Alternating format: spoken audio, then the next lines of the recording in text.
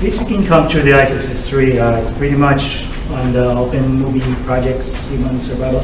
It's just basic income in the context of a wider human history of survival. And so it's divided into 7 parts. It's through the ages, and we focus on the basic income revival, and also in the future vision, back to basic with basic income. So the prologue is just a quick about Earth transition into habitable life. And early human civilization, we have the hunter-gatherer society, and it was a egalitarian society, communal economy, and nobody goes hungry unless everyone is. And so researchers theorize that that's how humans were able to go through, pass through the mass extinction event. And then we transitioned to agriculture. Initially, during transition was communal still, and as we grow, become more territorial, more hierarchy, and then we start seeing wars. And through the cradle of civilizations and growth of urban centers. And during Confucius era, he says that if everybody have enough basic sustenance, then there will be less contention, and people will be striving to better themselves.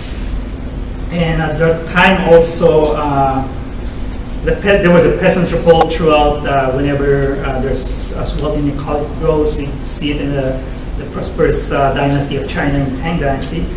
And then before Renaissance, Rome has fallen, and there's new empires emerging. But the wealthy Florence, people have freedom, and they're a more tolerant society towards, and drives innovation. And they gave us the Vinci, and who is a genius, of course, and they tolerated his eccentricity. And around the same time, Galileo and Bruno didn't have much the same fate. They were branded as heretics for introducing new concepts and ideas. And Bruno was burned at the stake. And around the Enlightenment era, we have Newton and other inventions coming out and ideas. So, and then as we move into the Industrial Revolutions, England was at the forefront of that. We see a Luddite and a swing riot destroying machines, which are taking people's jobs away. And new poor law was introduced that restrict relief to prison-like workhouses. And Charles Dickens was appalled, so he wrote a novel called Oliver Twist based on the workhouses. And of course, along that timeline, there's also various peasant revolt whenever their livelihoods are threatened. And they're often taken advantage of by people seeking power, and sometimes it's not to their advantage. So it was a contentious era. There's lots of labor strife, trying to reduce work hours and other grievances. There's depressions, riots, and labor strike in Winnipeg, in Philadelphia. And it's also around this time that the Bolshevik was rising in Russia. And interestingly, as the immigrants from Europe was founded at Canada, some people viewed them as inferior, and they tried to implement a policy called sterilization based on the survival of the fetus being applied politically and scientific and sociologically instead of like Darwin's biological. So Leilani Muir was one of the Albertans that was victimized because she was in an abusive family. So she has an IQ of 60, and so they deem her that she should not be reproducing, so they sterilized her. And she found out when she was an adult and sued the government. And but they retested her IQ again, it was 100. So we see that like people in an abusive environment take it out that their intelligence improved. So with poverty, I guess the president candidate for US, Young, mentioned that in his book about the poverty and showing low IQ. And child abuse also, research showed there's permanent damaged brain, but the succeeding, the persistent bullying that follows usually are worse. So those, and then Roosevelt tried to introduce New Deal to deal with that problem, but around 50s, 60s, we're back to the more unrest, and Martin Luther King proposed guaranteed income as a solution to this in his chaos or community. And Nixon actually introduced guaranteed income based on the findings from the Kennedy Johnson researchers in their fight in war on poverty. And it's interesting because 1930s was the time of depression, is how Hitler came from the fringe party, take advantage of the disenchantment among the poor, and of course, the rest. And industrial, so when Nixon introduced it, it was actually a very wide acceptance from the public, from the polls, from the newspaper. And Life magazine says that this will be the end of racism. And the Southern politicians, of course, would like to retain their racial divisive politics and was opposed to the Nixon's plan. And he has to go to Congress, but the Ways of Means in Congress was chaired by Wilbur Mills, and he's a Democrat, but he's a very fiscally conservative person. But just like Nixon, they were able to overcome their ideological bias by really reviewing notes and researching and analyzing it, and he came to the conclusion that this is nothing more than actually helping people in need.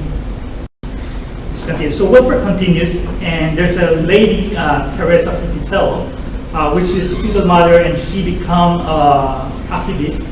She relates how it does that the money is going mostly to bureaucrats, it's not going to people in need, and the mother was living in the front line, constant crisis, and the children are dying because the houses are burning down from people in poverty not having to pay for heating, so they're using stove. So yeah, and she cried being treated like criminals. So the last progressive president, he's a highly controversial president. Watergate, everyone knows, and also has attacked the press. And he claimed that his opponent did the same to him, spying on him. So he was just. But anyway, so I guess, but his motivation is probably because he grew up in a family that was struggling, and his mother, because his brother was sick for a long period of time, tuberculosis. So he was glad that they never went into welfare. He called that the undignified system, and so he's probably motivated by that. He tried to find a solution to welfare, and he took on the basic income or guaranteed income, and he also introduced universal health care, and which researchers says, reviewing it says it's actually more progressive than Obama. And Noam Chomsky says, who's a left academic from the left, and says he's the last progressive president. So on to the 80s, the early information on the food and burning, 1680 burnings policy was enforced. I call it the self-interest politics.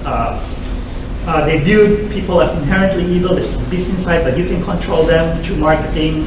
Bernie called it PR because propaganda is a dirty word after war. And so they're marketing to the political marketing to people's selfish desire. And Reagan wanted to cut welfare, but of course conscientious people are going to oppose, so they come up with a mythical welfare queen. So this is just continuation of like ancient England was vagrants or criminals, so these are like their fault or they're fraudster, and so kind of neutralized the opposition. And Reagan was also a governor of California at that time, like Nixon was passing the guaranteed income, and he has presidential vision, and he was a very vocal opponent of the plan. And then on to Clinton era, I would say the self-interest politics continued. He enacted warfare, which is AKA get rid of welfare. And Dr. Moynihan was upset that he says history will shame them, and he has cabinet members resign in disgust that he's focusing more on re-election than anything. In Canada, we see a lot of every election are they call it boutique. That Senator Edelman mentioned last night. Boutique tax credit that keeps growing, and it's not efficient. It's expensive, and it just keeps growing targeting. And actually, I came back to Ontario to see my relatives, and I hear a lot of people talking about Wings daycare for 2-year-old plan, and they said, what about the rest of us, like without 2-year-old kids? So the problem with the targeted system. And but there's two psychologists which looks into why we act this way, why we sometimes act like irrationally.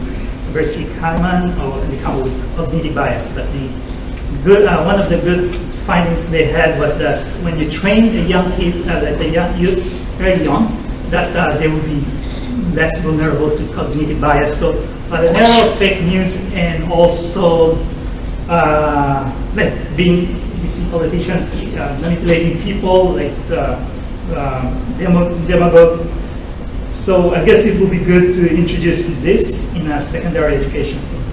So, and for advocates of transformative policy, it's also good to know about cognitive bias so that I guess we can better communicate. I just grouped it, these are common cognitive bias, the fear factors or impression perception bias.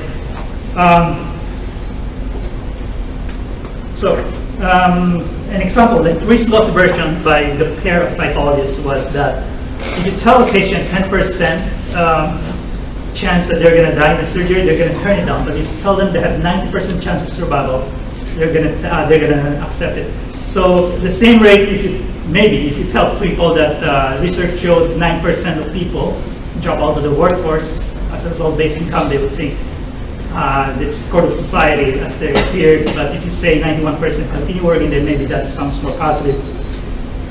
And also, people rather blame the poor than change. The people fear changes, and if it's someone who's false, there's nothing needs to change. Infographics also work because our minds light shortcut, and also the intelligence. People with high IQ is not immune to cognitive bias, and as one American journalist says, smart people use intellect to obtain not correct answer, but answer that they want. And confrontation bias and stereotype, people say there's a large number of blacks are incarcerated, therefore blacks are more inherently tempted towards criminality. A large number of indigenous people are in substance abuse, therefore if you give them basic income, they're just going to use it for alcohol and everything. So all those sort of cognitive bias, but historical trauma is real and it's still fresh because a lot of the indigenous youth right now are still living with parents who's undergone that. So they're growing in a challenging environment. And hindsight bias, I'm not going to get through too much, but millennium versus baby boomer, I would say, has to do with hindsight bias. And study shows that people with stereotypes like thinking a group is violent or lazy is likely to support welfare. And there's two precursor social ills. Poverty, trauma is kind of, I would say, interlinked because people in poverty are less likely to suffer trauma, and at the same time, people who are abused or other form of trauma are likely to fall into poverty. And these are all things that can cost the society. And Canada in 2014, 117,000 is about, I think, the average cost of incarcerating one prisoner. It's like 170,000. And so yeah, so we need a two-pronged attack, I guess. Basic income, deal with economic insecurity and any untoward incident, while we also need rehabilitations and mental health. So basic income. There was an income experiment back in the 70s at Winnipeg, and also a dolphin is a saturated site, so everyone could join. And this was never implemented. I guess we need a visionary leader and fierce leader like Tommy Douglas. So he was, despite very coordinated and influential lobbies, including from U.S. health insurance, launching attack and putting the government and the journalists at that time called it under siege. He pursued it and pushed it through. And so basically, yeah, so they have income experiment, and I'm not going to talk too much, but interestingly, in 1990s, there was a McDonald Commission report, which is that time, which is the basis for why we adopt NAFTA. And Mulroney, some report says Mulroney is looking into it and interested in it. For some reason, he implemented NAFTA, but without the basic income or guaranteed income. And yes, so The same thing, Chrétien later on was looking into it and then was mocked by conservative opposition, and he dropped it. So, what's the real cost of basic income? I guess I can go through how to pay for it. And it's not a question of can't afford. Like, there's total the spending for poverty-related costs on all levels of government is about 74 billion. And the parliamentary budget officer come up with 76 billion as the costs, and then there's 30 billion that could become obsolete, so the cost actually of just about 46 billion. That's for the negative income tax. So there's really no reason not to implement it. Politician who says it's not affordable either didn't do homework or maybe they love their big tax. And economists who says the old ways is better, and it's probably like Aristotle follower, not Aristotle, but his follower, who would rather brand people heretic than look at new ideas.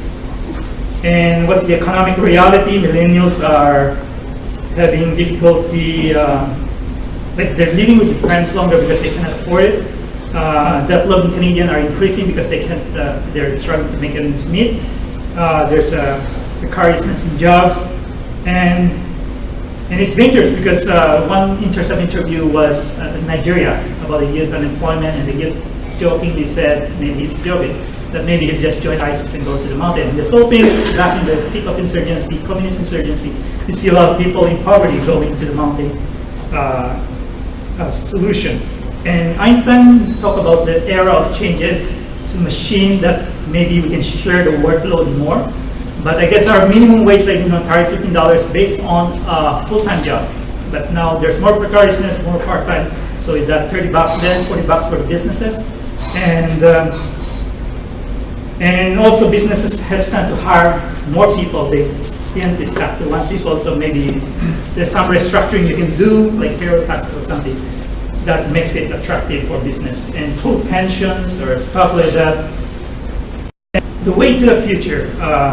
So back to basic with basic income, where people are look after each other like before, but the individualism is preserved, like during the Renaissance era. So Stephen Hawking says we can either have figure out how to share wealth, that we have a luxurious future, or most of us will be miserably poor, while few who owns the machine will be super rich.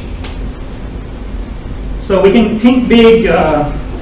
So this is NIT for sure. We already know it's affordable.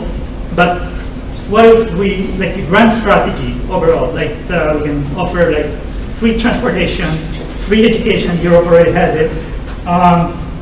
Scandinavian countries have 50%. It was worked out well. So 50% flat tax, universal income, say a basic income, and only the top million. Like if you're earning million, then you might see a bit. Like, but what is 10,000 for a millionaire, right? Like 500,000. Yes. So education, of course, will be key, and bankruptcy protection. Maybe you can do it in trust. Basic incomes are in trust. Investment in the people, so protect them from bankruptcy claims. And calamities becoming more of a daily occurrence, like in Puerto Rico and the Philippines. So if you have, like in Greece, they're fighting the bailout, they introduced smart card to give the poor so they can withdraw money. And you can have similar, so people suffer from calamity, or if the bank collapses because of the problem, not the fault of people, they have income security. They don't have to worry about it. So this is just plan for animation infographics. So this is once that too is taken care of with basic income, surviving. So safety and security. So there's more connection to community, self-esteem, and on the top, like Martin Luther and Confucius say, people will try to excel themselves. They will seek self-improvement once they have those security. And yes, and if you want to check out the project or help out in a way, you can check creator.org. Big open movie. Thank you very much.